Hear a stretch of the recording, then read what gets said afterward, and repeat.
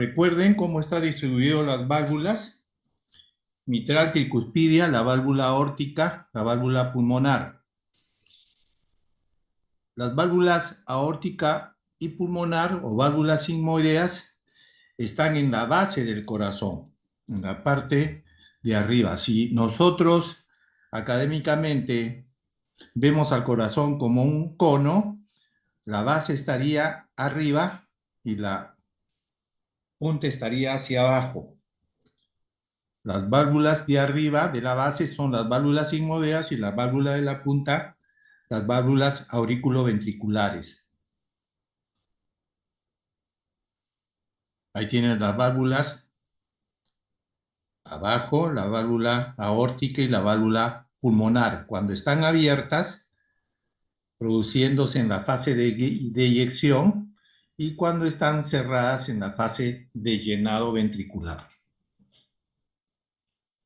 Los focos de ocultación son importantes para poder reconocer a qué válvula corresponde. Ahí tienen el foco aórtico, que es en el segundo espacio paraesternal derecho. Tienen el foco de la pulmonar, que es el segundo espacio paraesternal izquierdo.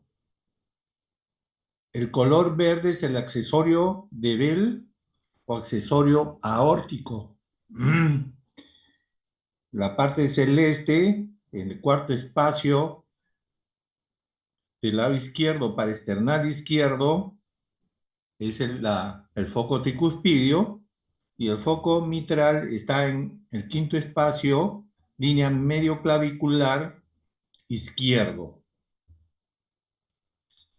Es importante entonces recordar estos focos para poder auscultar bien y definir a qué válvula corresponde.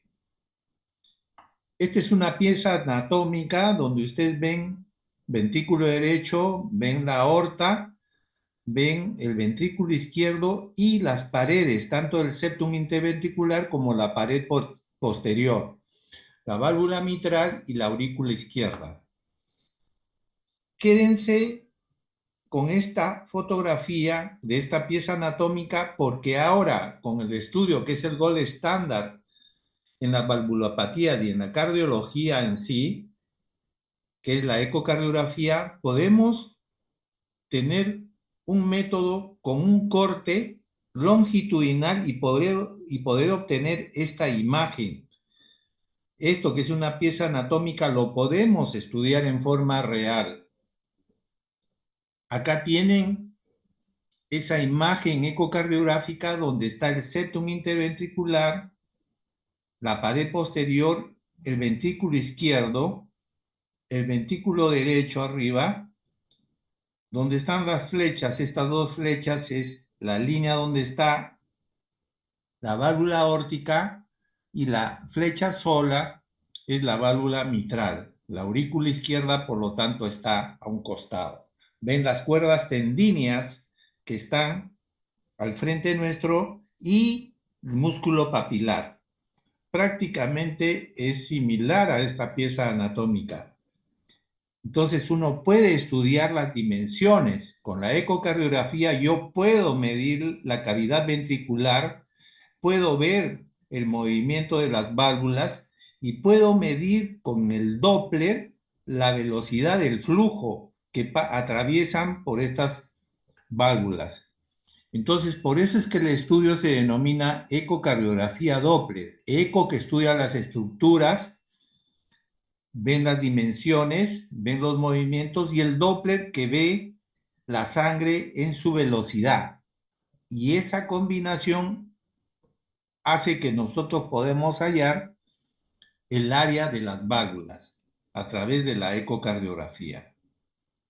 La valvulopatía aórtica, como toda válvula que dijimos, las válvulas o se abren bien o se cierran bien. Cuando se abren mal, se denomina estenosis, y cuando se cierran mal, se denomina insuficiencia. En el caso de la estenosis de la válvula aórtica, tenemos todas estas causas: la congénita, degenerativa, inflamatoria, y sobre todo la infecciosa. Acuérdense de la fiebre reumática. Yo a mis alumnos hoy en la mañana le hacía mención que la fiebre reumática antes era una especie de pandemia que estaba generalizado en nuestra población. Es una infección en la garganta por un microbio, un estreptococo beta hemolítico, que le gustaba más por el órgano cardíaco y el órgano renal, de tal manera que dejaba secuelas si es que no había un tratamiento adecuado y un tratamiento oportuno.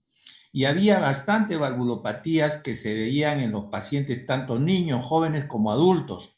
De acuerdo a la severidad, estos pacientes llegaban a los hospitales. Y la causa principal era la fiebre reumática, después era la degenerativa, la congénita. Actualmente, gracias a Dios, se puede controlar mejor esta enfermedad. Hay menos pacientes, menos, pero uno no debe bajar la guardia porque como es un proceso infeccioso que empieza en la garganta, hay que combatir desde un inicio, desde niños, si es que tienen esta inflamación, esta infección, hay que combatirla con antibióticos adecuadamente y hacer después siempre un despistaje con un cultivo de la secreción faríngea para saber si no hay este bicho. Entonces, no se olviden de la fiebre reumática. A propósito de que ustedes tienen una historia clínica que van a presentar este sábado, va por ahí un diagnóstico que puede ser causa de fiebre reumática y que donde hay alteración valvular, si bien es cierto, no hay aórtica, salvo que sea la bicúspide, que es un problema congénito que tiene, pero más, creo, si no mal recuerdo, más compromiso de la válvula mitral tiene ese caso clínico. Una regurgitación también puede tener las mismas consecuencias, las mismas causas. Lógicamente puede haber crónica o aguda. Cuando es aguda, lógicamente el compromiso cardíaco es mucho más severo porque no está adaptado. No está adaptado a los cambios estructurales, cambios hemodinámicos y por lo tanto las complicaciones y las posibilidades de recuperación son menos exitosas. Aquí tenemos a la fiebre reumática con compromiso a nivel cardíaco y a nivel renal. Las lesiones que se producen a nivel de velos de las aurículas, perdón, de los velos auriculoventriculares de las válvulas, producía una degeneración, una retracción y eso provocaba mal cierre o en todo caso fusionaban las comisuras de los velos y provocaba una estenosis. Entonces, la evolución de las valvulopatías depende de la magnitud del daño valvular, de la velocidad de instalación, del compromiso de la función del ventrículo izquierdo y, lógicamente, las comorbilidades que pueda tener el paciente. Entonces, la severidad de estas valvulopatías dependía entonces de la severidad del compromiso valvular, donde había incremento de las presiones de las aurículas, llámese un incremento de sobrecarga de volumen o sobrecarga de presión. Esto comprometía el gasto cardíaco y por lo tanto había un desbalance entre la oferta y demanda de consumo de oxígeno por el miocardio. Aquí tenemos a la válvula normal cuando se cierra, cuando está bien cerrada y cuando está abierta. Esto es una válvula aórtica normal. En el caso de la estenosis, entonces, significa que es una mala apertura. Y al haber una mala apertura, hay un bloqueo, hay una resistencia, hay una obstrucción a la salida de la sangre del ventrículo izquierdo hacia la arteria aorta que debe pasar por la válvula. Pero esta no se abre bien, provocando una resistencia y provocando un sonido que es el soplo cardíaco. Este soplo cardíaco se va a irradiar hacia donde va la sangre, es decir, va a irradiarse hacia el cuello. Por lo tanto, este soplo que vamos a encontrar en foco de aorta, también lo vamos a encontrar en carótidas porque ha seguido el trayecto, ha jalado el ruido del soplo. Puede ser que esta estenosis sea a nivel de la misma, del plano valvular, o puede estar más abajo o más arriba. Y esto ya significa una estenosis subvalvular o una estenosis supravalvular, de acuerdo a la localización. Y acá lo tienen ustedes. Acá tienen estas formas supravalvulares en la parte de la válvula aórtica. Fíjense acá se tiene esta estenosis en la primera, encima en el segmento superior inicial, pero en la parte intermedia está la estenosis. Acá tenemos en el plano valvular en el medio y la subvalvular en el otro cuadro.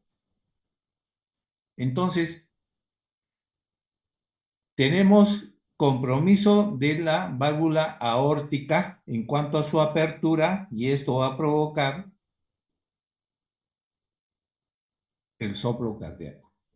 Al existir, esto ya es fisiopatología, al existir un obstáculo a la salida de la sangre del ventrículo izquierdo hacia la aorta, lo que va a hacer el ventrículo es ejercer mayor presión para vencer ese obstáculo.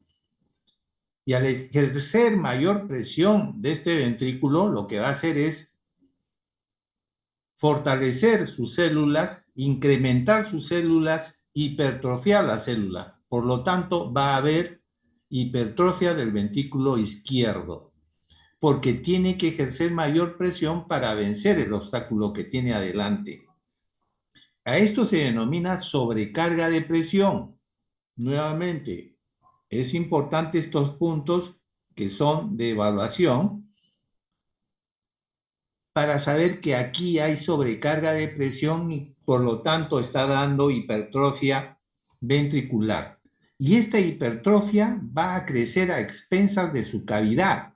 Es decir, la cavidad que tiene un tamaño va a ser reducida porque se va a hipertrofiar, de tal manera que cuando yo vea en el en la radiografía, yo lo que voy a ver es una silueta cardíaca no muy agrandada o casi normal, pero la punta del corazón media redondeada. El índice cardiotorácico puede estar dentro de lo normal. ¿Por qué? Porque la teleradiografía lo único que me da son imágenes. Me dan las curvas y me delinean la forma del corazón. Pero no me está viendo ni me está diciendo que ha incrementado hacia adentro, hacia la cavidad. Eso no me puede dar. Por lo tanto, yo en esta patología de estenosis valvular aórtica, lo que voy a encontrar entonces es una hipertrofia ventricular a expensas de su cavidad, una silueta cardíaca dentro de lo normal. El área normal de la válvula aórtica es de 2.5 a 3.6. Menos de estos valores entonces se considera estenosis valvular aórtica leve, moderada y severa, de acuerdo a cuál es el orificio. Se habla de una estenosis aórtica grave cuando la superficie valvular es inferior a 0.5 centímetros cuadrados. Este es un poco arbitrario, esta medida, porque en algunos dicen menos de 1, menos de 0.8 centímetros, y acá el autor dice 0.5 centímetros. Menos de 1, realmente ya estamos hablando de una situación severísima de la válvula aórtica.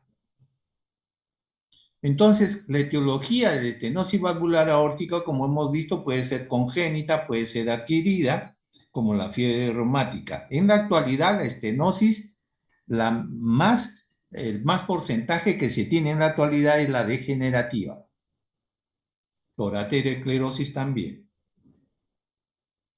Acá tenemos una válvula aórtica, una pieza anatómica, pero donde hay calcificación de la válvula.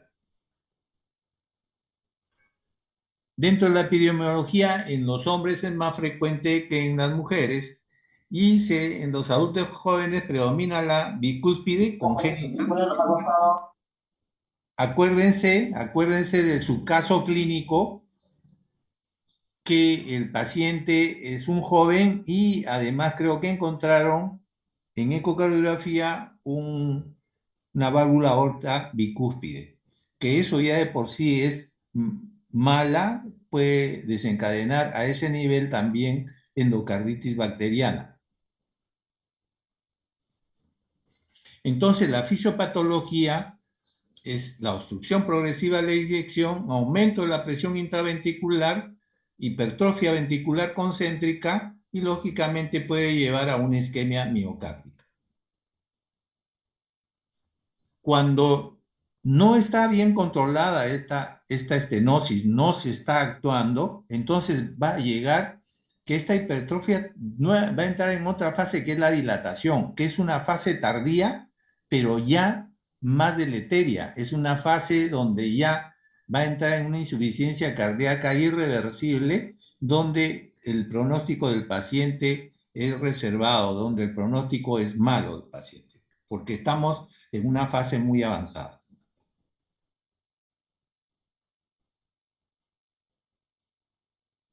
Es lo mismo, acá ya hay compromiso mayor de la fracción de eyección, cae la fracción de eyección, como hemos visto ahora en la mañana, en insuficiencia cardíaca, ahora la clasificación es más en base a el indicador de fracción de eyección.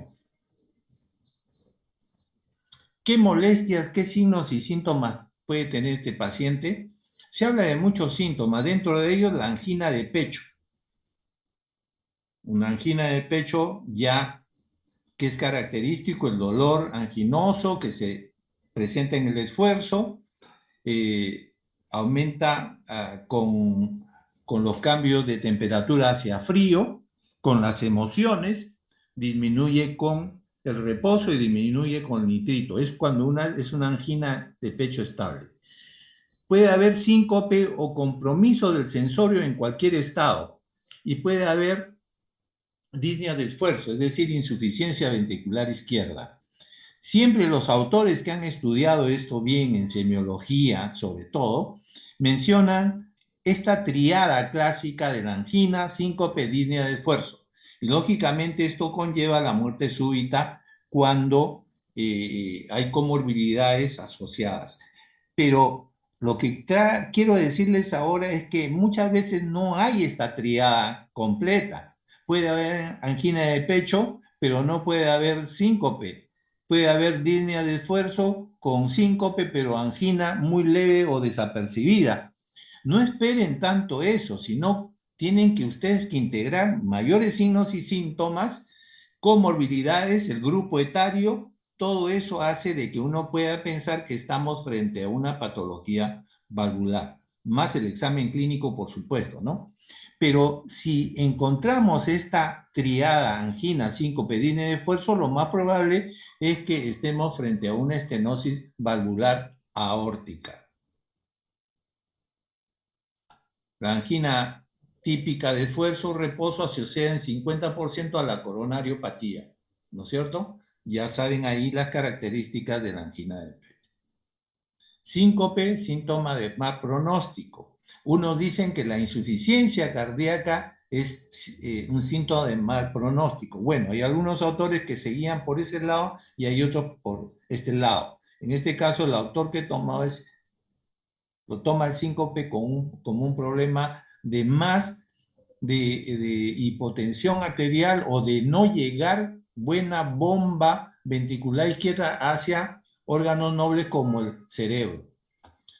Puede haber arritmias o bradiarritmias. Acuérdense que el hecho de hipertrofiar el ventrículo conlleva a la presencia de arritmias. Y si son ventriculares, tener mucho cuidado porque los ventriculares tienen mal pronóstico, diferente a las arritmias supraventriculares. La hipotensión arterial, cuando hay hipertrofia ventricular y hay obstrucción a la salida del flujo sanguíneo hacia la aorta, porque hay una estenosis, si hay una estenosis severa va a salir poco líquido, por lo tanto la presión puede ser muy baja, puede haber hipotensión arterial. La disnea de esfuerzo, ya dijimos, hay sobrecarga de presión a nivel auricular izquierdo. Hay sobrecarga de ventrículo izquierdo. Toda esa sobrecarga que viene hacia atrás, hacia el ventrículo izquierdo, transmite hacia la aurícula izquierda, por lo tanto hay una sobrecarga auricular izquierda. Esta sobrecarga también a las venas pulmonares y esto va a sobrecargar al endotelio pulmonar. Por lo tanto va a haber trasvase sangrado a nivel de alveolo por esta sobrecarga de presión. Por lo tanto va a dar disnea a todo nivel, a grandes esfuerzos, a moderados, todo lo que ustedes saben, y puede congestionar y llevar a un edema agudo pulmonar si es que esto no se controla a tiempo.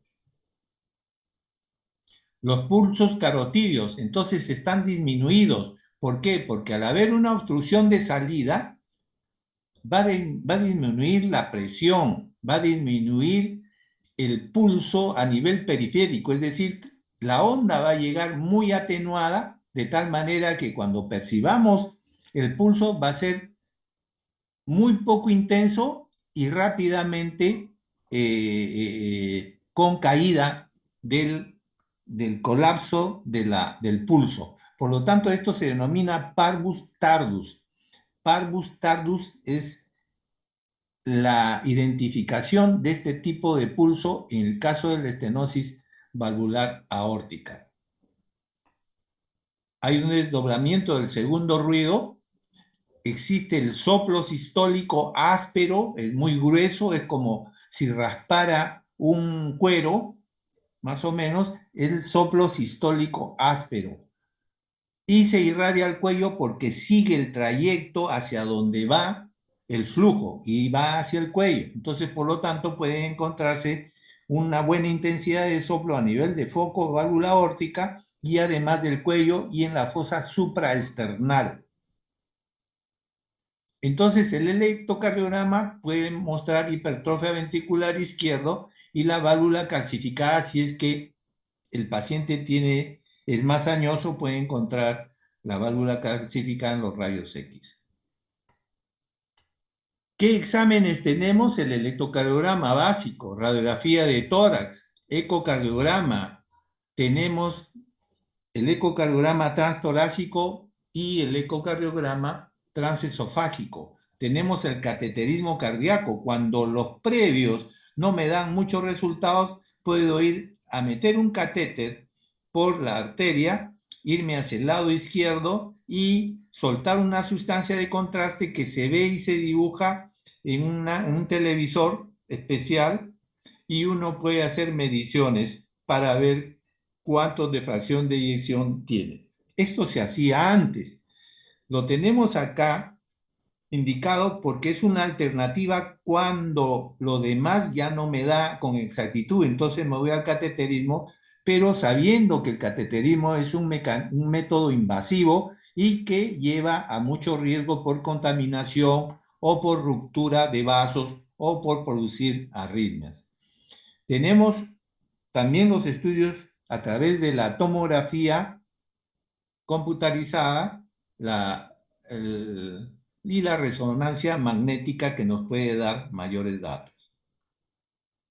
Aquí tenemos una radiografía de tórax de un paciente con estenosis valvular aórtica donde quiero que vean que el índice cardiotorácico no está muy alterado, que el ventrículo izquierdo no está muy agrandado, porque la hipertrofia que se produjo acá es a expensas de la cavidad y está en el centro de esto que no se ve. Acá tenemos nuevamente esa teleradiografía donde vemos botón aórtico a un costado, vemos acá en el lado izquierdo o el derecho para nosotros viendo de frente, vemos la redondez del ventrículo, pero no vemos el índice cardiotorácico incrementado. Pero tenemos un soplo en el foco aórtico, en la fase sistólica, y podemos darnos cuenta que es una estenosis valvular aórtica en la cual justificamos por qué no está incrementado el ventrículo izquierdo, porque hay una hipertrofia a expensas de su cavidad. Entonces, uno mide la velocidad con la cual sale el flujo a través del área valvular que está cerrada moderadamente o severamente. Entonces, esta velocidad se dibuja en el ecocardiograma y a través de estas mediciones que ustedes están viendo, yo puedo colegir cuándo es leve, cuándo es moderada y cuándo es grave. Entonces, lo que trato de decirle con este cuadro es que haciendo estudios adecuados se puede medir el área valvular y decir cuándo está severo el caso, cuándo está moderado y cuándo está leve. Esto se lleva a una junta médica y se define si es que este paciente se queda solamente con tratamiento médico farmacológico o ya se requiere su reemplazo valvular.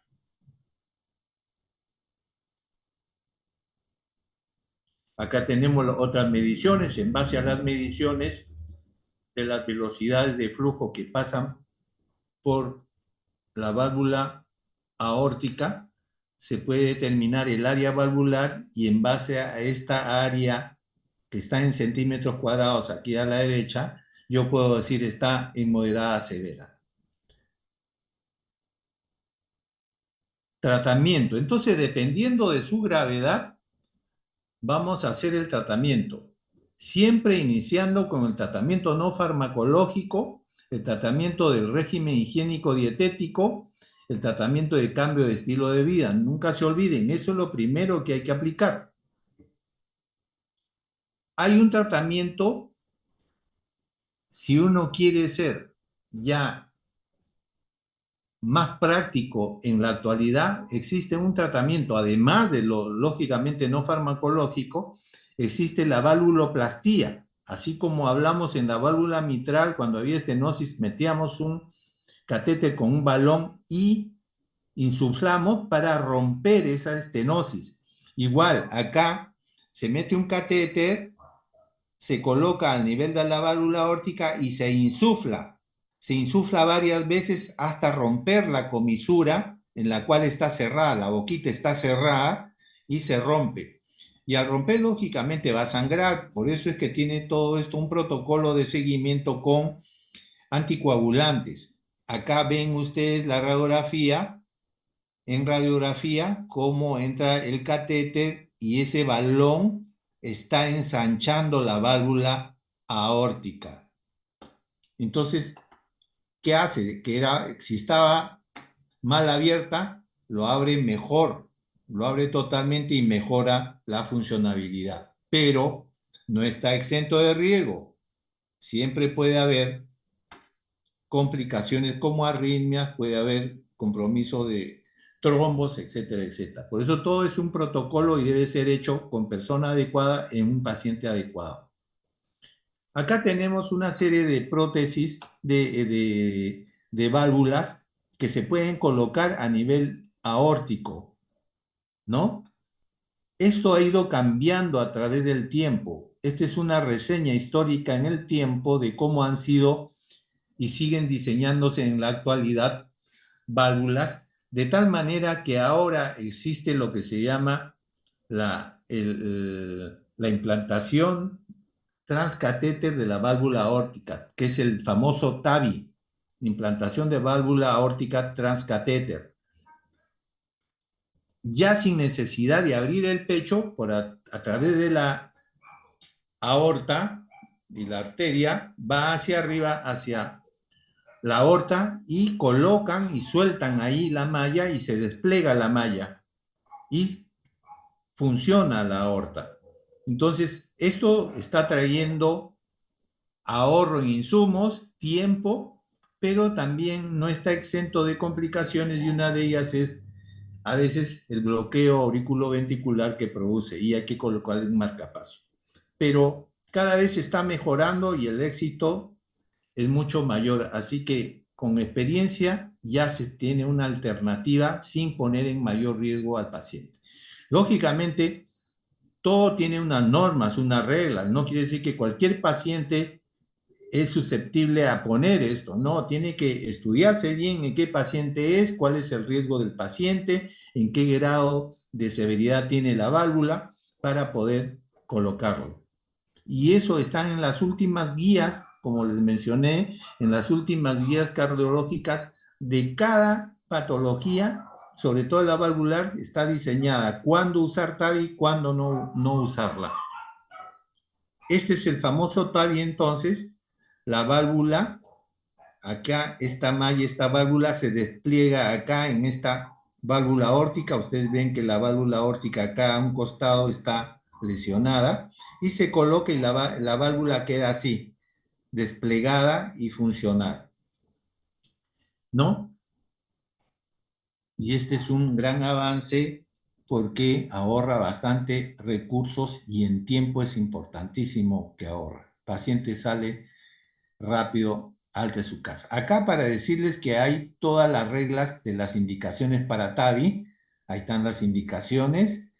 ¿Cuándo es las contraindicaciones de TAVI? Quiere decir que no todo paciente con problema de estenosis valvular aórtico es susceptible a este procedimiento.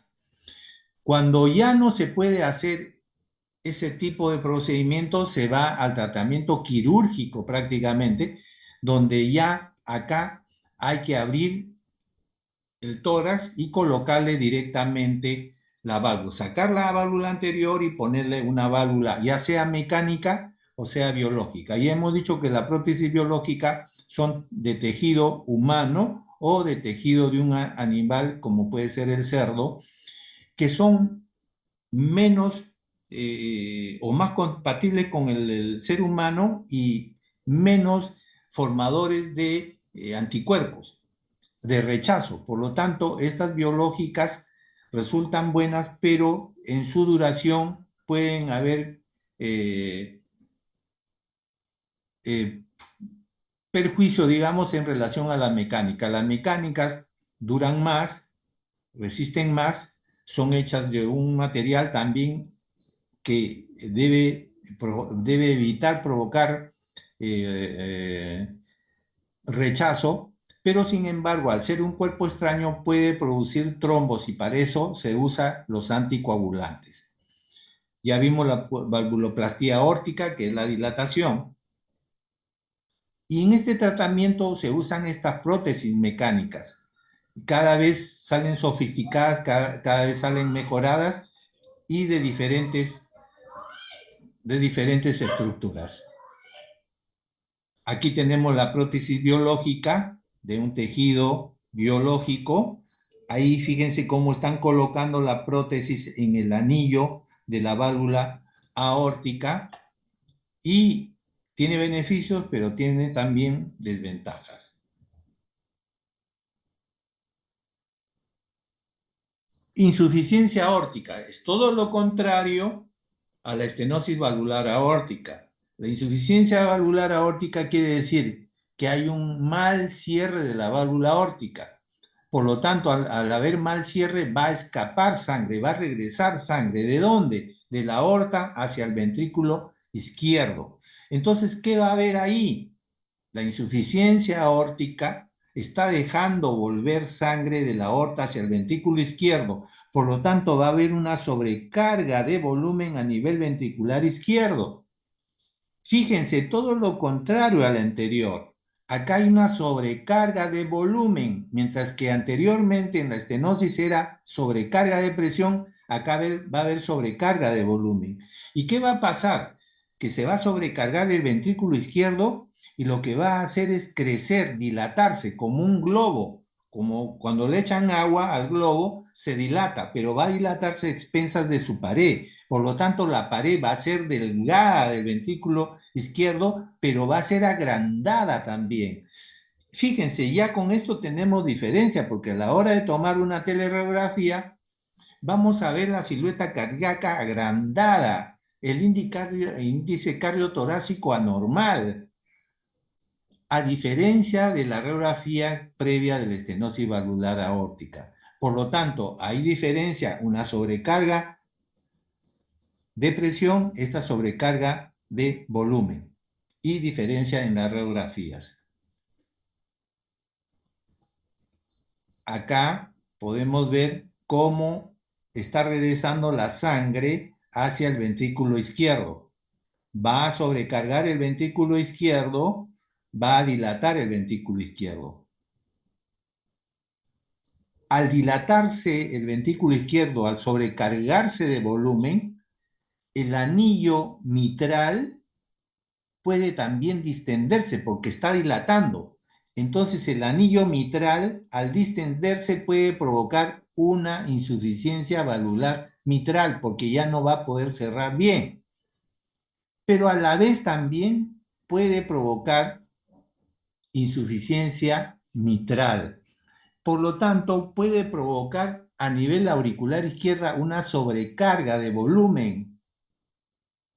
Y al sobrecargar de volumen la aurícula izquierda crece.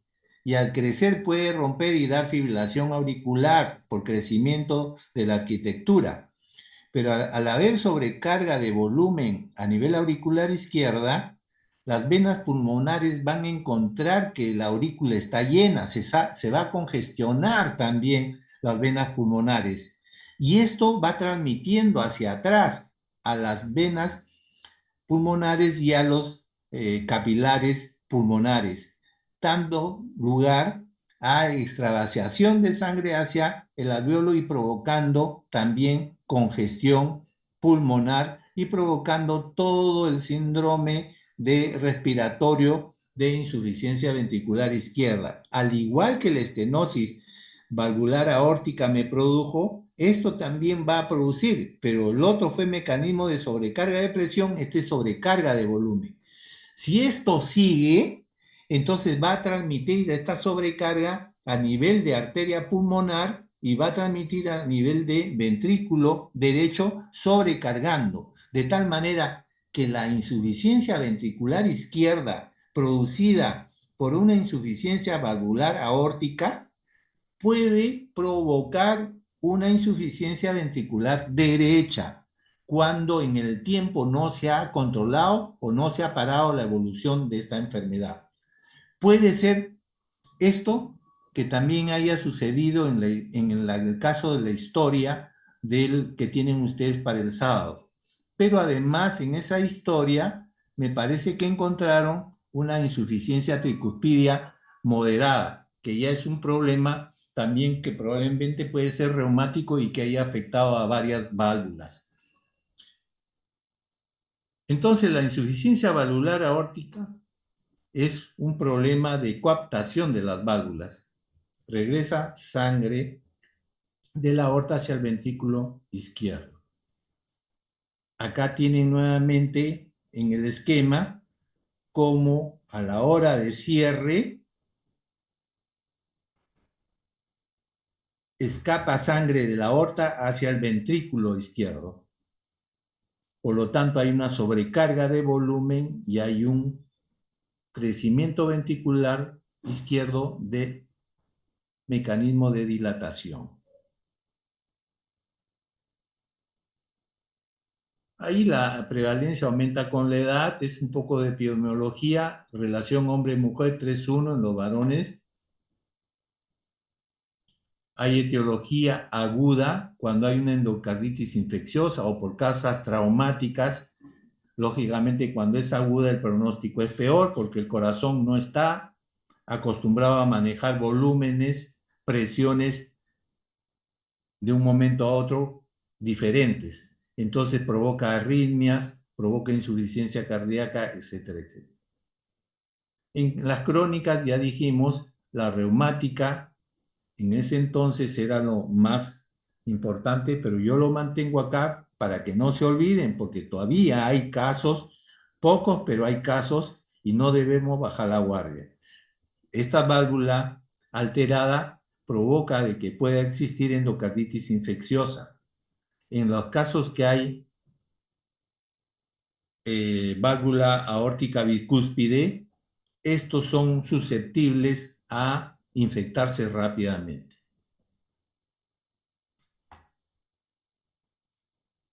Hay casos como el síndrome de Marfan, donde ahí hay un problema hereditario, un problema congénito, donde hay dilatación de la raíz aórtica y al dilatarse provoca una insuficiencia valvular aórtica.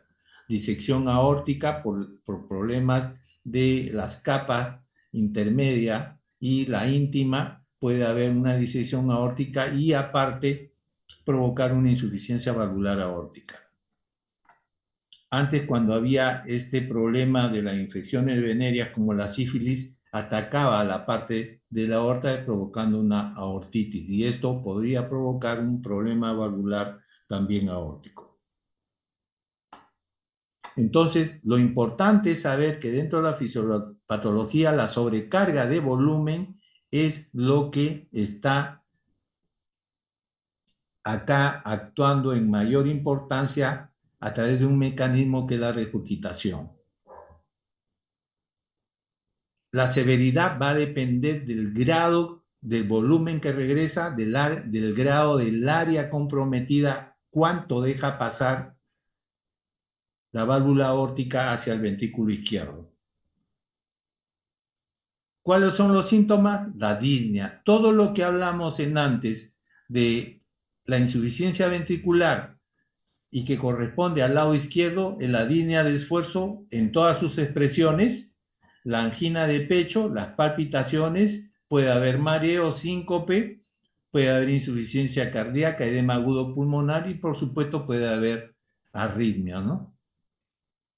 Puede haber aumento de la presión diferencial, puede haber pulso de Corrigan o pulso Zeller, signo de Muset, signo de Kinke, signo de Müller, signo de Hill. Acá es importante precisar, como hablamos en la estenosis valvular aórtica, hablamos de signo de un pulso parvus tardus. Acá el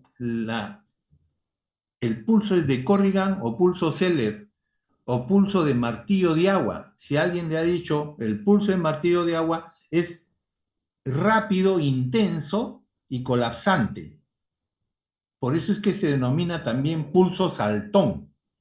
Pulso saltón, pulso en martillo de agua, pulso de Corrigan, tiene diferentes nombres, porque el pulso el volumen sale rápido, bastante, pero a la vez, como escapa, a la hora de la diástole, colapsa. Entonces van a encontrar un pulso saltón. Existe el signo de Muset. Acuérdense de este signo de Muset. El signo de Muset es el movimiento de la cabeza hacia adelante, como si yo estuviese afirmando, como si yo estuviese aceptando o diciendo un sí. Es un movimiento hacia adelante constante.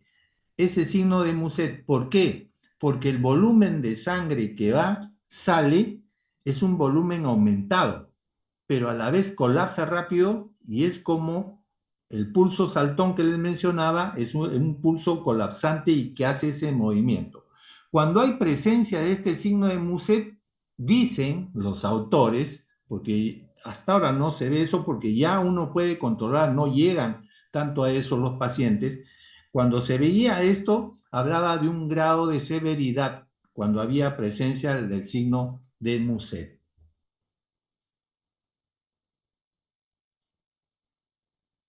El ruido normal, ruido 2 puede estar disminuido. Todo esto es variable de acuerdo a la severidad del caso.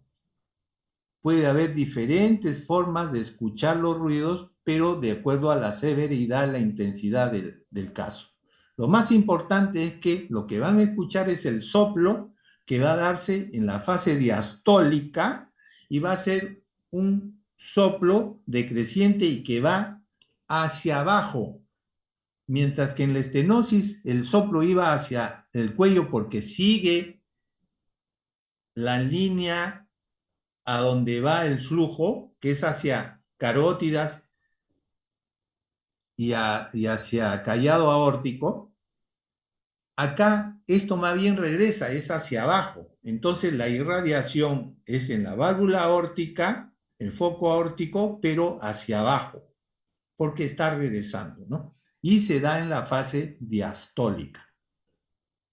Y el soplo de Austin Flint, cuando hay problema de la válvula aórtica, el volumen baja hacia abajo y hace de que vibre la válvula mitral y produce a nivel de válvula mitral un soplito pequeño que se denomina Austin Flint. Ya no se escucha eso. ¿Por qué? Porque ahora son más controlados las valvulopatías aórticas. Entonces, cuando no hay mucha sobrecarga de volumen que baje hacia el ventrículo izquierdo y comprometa la válvula mitral, es bien difícil de encontrar este soplo. Pero antes, que había más patologías en diferentes severidades, se ocultaba fácilmente. Siempre se habla que cuando hay insuficiencias valvulares, la mayor parte del soplo es holosistólico o pansistólico, mientras que en la estenosis es mesosistólico o romboidal. En este caso, como se trata de una insuficiencia, la mayor parte de soplos es holosistólico, holodiastólico. Quiere decir que durante el tiempo que se da en la fase diastólica yo voy a escuchar, o en todo caso las 3/4 partes de todo ese lapso diastólico. Como hay un crecimiento cardíaco, entonces el choque de punta va a estar desplazado hacia la izquierda, va a estar desplazado, por eso es que ustedes pueden determinar que hay un crecimiento ventricular izquierdo. El pulso Celer y Saltón, que ya mencionamos, hay signos periféricos, hay el pulso de Hill, la diferencial de 80, que son otros parámetros que identifican la insuficiencia valvular aórtica. Los procedimientos, tenemos la clínica, que es importante, acuérdense, la clínica, signos y síntomas son importantes. El que colige mayor, el que puede obtener mayor datos, signos y síntomas, me va a estar explicando, va a estar dando de qué lado del corazón, derecho o izquierdo. Y eso ya me va advirtiendo de qué se puede tratar. Si a eso yo ausculto el soplo, entonces puedo ir dirigiendo ya mi probable diagnóstico. El electrocardiograma para ver crecimiento auricular, crecimiento ventricular izquierdo, hipertrofia ventricular. La radiología, como les he mencionado, hay diferencias. En uno no hay incremento del ventrículo izquierdo porque hay hipertrofia a expensas de su cavidad, pero en otro sí hay agrandamiento, hay dilatación. Por lo tanto, en la telerografía va a haber un índice cardiotorácico ya alterado. El ecocardiograma modo M y bidimensional me ayuda a mejorar mi detalles y dar con un diagnóstico mucho más preciso. El ecodoppler, ya dijimos, el ecodoppler estudia también la velocidad del flujo sanguíneo, el cateterismo cardíaco y tenemos la resonancia magnética y la tomografía axial computarizada. Acá tenemos el electrocardiograma, radiografía de tórax, ecocardiograma, ventriculografía radioisotópica. Esta es para usar la viabilidad, es decir, para saber si la célula miocárdica está sanita o está todavía con capacidad. De nada hacemos reparar válvula, cambiar estructuras cuando si la célula miocárdica ya no puede más, por más que yo le ponga dispositivos, no va a mejorar. Por eso es importante hacer la ventriculografía radioisotópica. Tenemos cateterismo, tenemos resonancia magnética. El electrocardiograma, ya dijimos, puede dar signos de hipertrofia, signos de sobrecarga, ¿no? Y si está alterado la aurícula, me puede dar fibrilación auricular. Aquí vemos en la insuficiencia valvular aórtica, entonces, cómo el ventrículo izquierdo ha crecido porque se ha dilatado. El índice cardiotorácico está alterado, a diferencia de la estenosis valvular aórtica, donde el ventrículo izquierdo no estaba agrandado porque creció, se hipertrofió a expensas de su cavidad. Entonces, el ecocardiograma es el gold estándar que me va a confirmar el problema de la insuficiencia valvular aórtica y me va a decir el grado de severidad. El tratamiento va a depender la intensidad, la severidad, va a depender de los signos y síntomas que tiene el paciente. El tratamiento médico, siempre empezar, ¿no?, con los cuidados de la dieta y los cambios de estilo de vida y ver las comorbilidades que el paciente traiga. No se olviden que las comorbilidades pueden incrementar la severidad del caso. Si yo no controlo una buena hipertensión arterial, no controlo bien la diabetes, de nada vale que yo esté insistiendo en un buen control cuando esto me va a descompensar. El tratamiento quirúrgico viene cuando el tratamiento médico no es suficiente. Y en el tratamiento quirúrgico también tenemos las plastías, tenemos las reparaciones in situ. Cuando esto no mejora, ya tenemos que entrar al reemplazo valvular, como hemos mencionado antes. Todo tiene unas indicaciones y siempre hacer el seguimiento. Esto va cambiando. Antes se decía, bueno, al año, 2 años. Ahora con todos los estudios, los equipos que se tiene, ya uno puede hacer cada 6 meses, ¿no? Cada año y ir viendo y previendo cambiar o no la válvula cuando a veces estas válvulas también se pueden dañar por el tiempo y por su funcionamiento. Hasta aquí lo que corresponde a válvula aórtica.